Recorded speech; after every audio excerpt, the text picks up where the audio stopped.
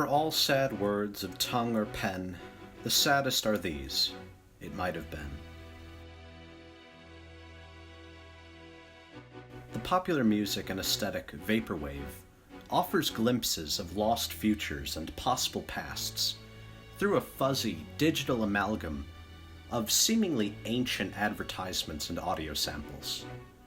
The sounds of Vaporwave are lo-fi, offering an incomplete vision of the music itself. This aesthetic choice is fundamental to the beautiful and tragic philosophy of Vaporwave, as the quality of audio is akin to the ethereal calls and moans from dead spirits, barely audible cries that echo through a haunted house. And as for the dated visuals, they too are spectral traces of lost time. These traits are described by Mark Fisher as hauntological. He writes, comments on half-erased or never-quite-attained songform. Perhaps Ariel Pink's appeal is that his sound musters the sonic equivalent of the corner of the retina effect that the best ghost stories have famously achieved. To understand what this entails, we need to reverse, or at least nuance, the commonplace, which has it that the ghost is at its most scary only when it can't fully be seen.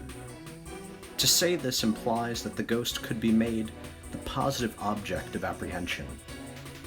Yet spectres are unsettling because they are that which cannot, by their very nature, or lack of nature, ever be fully seen. Gaps in being. They can only dwell at the periphery of the sensible, in glimmers, shimmers, suggestions. It is not accidental that the word haunting often refers to that which inhabits us, but which we cannot ever grasp. We find haunting precisely those things which lurk at the back of our mind, on the tip of our tongue, just out of reach. Haunting refrains, we are compelled to simulate, reiterate, our sonic object A's, around which drives circulate. We can now begin to see why it is important to think of the negative aspects of Ariel Pink's sound, not as the covering over of porcelain-perfect pop in fuzz and scuzz, but positively as the means by which an amorphic sonic object is produced. The anamorph, remember, can only be seen when looking askance, out of the corner of the eye. One of the major influences on Vaporwave's aesthetic choices has been the 1982 classic Blade Runner, which takes place in a fictional 2019.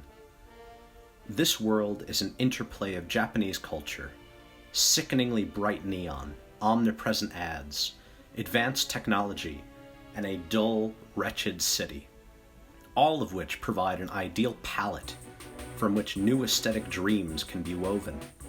Philip K. Dick, the author of the story Blade Runner is based on, Do Androids Dream of Electric Sheep, was a precognitive, someone who had visions and dreams of possible futures, his own and distant. These are what gave birth to his brilliant and influential pieces of literature, much of which consisted of visionary environments, technology, and especially people who live within dreams. On his precognition, he writes, "This is a disturbing new view, but oddly enough, it coincides with my dream experiences. My precognition of events moving this way from the future. I feel them inexorably approaching, not generated from the present, but somehow already there, but not yet visible.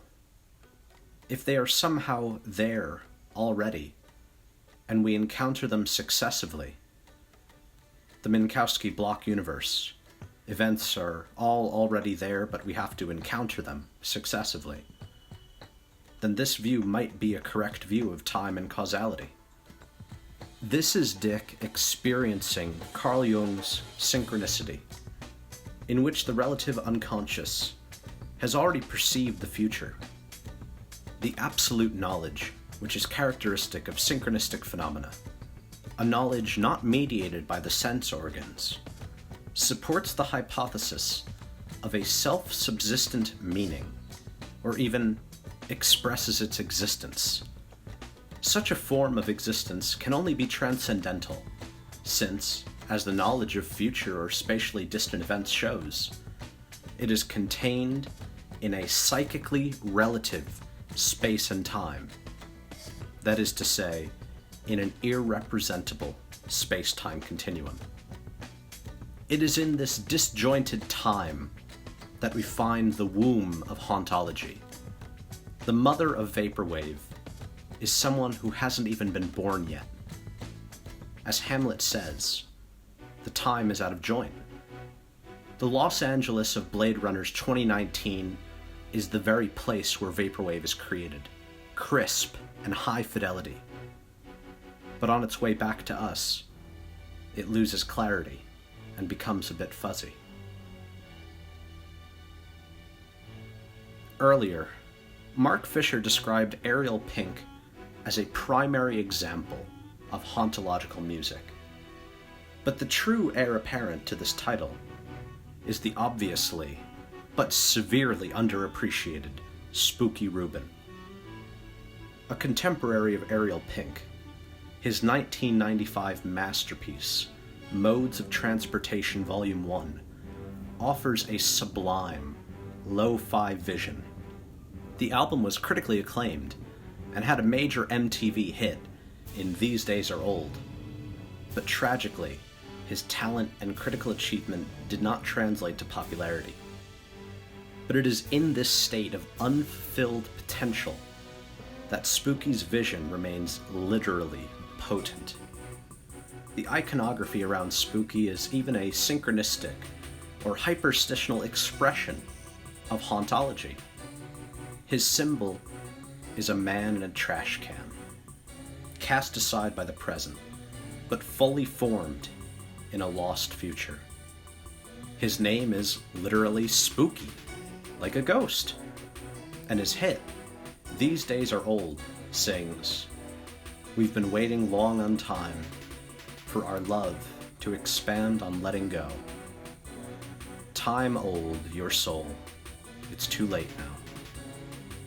As a spectral icon, as a haunting genius, this is the way Spooky goes on, as a deeply influential spectre over popular music and Vaporwave, influencing Mac DeMarco, Arcade Fire, and countless other musicians.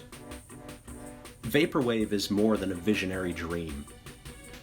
It reveals what we crave, what we feel nostalgic for, even when no such thing exists. Music is more than just an expression of feelings. It is the ultimate form our souls take on. And in Vaporwave, our souls live on past our time and place. Thanks for watching. If you enjoyed this video, consider subscribing. And for even more exciting stuff, support me on Patreon.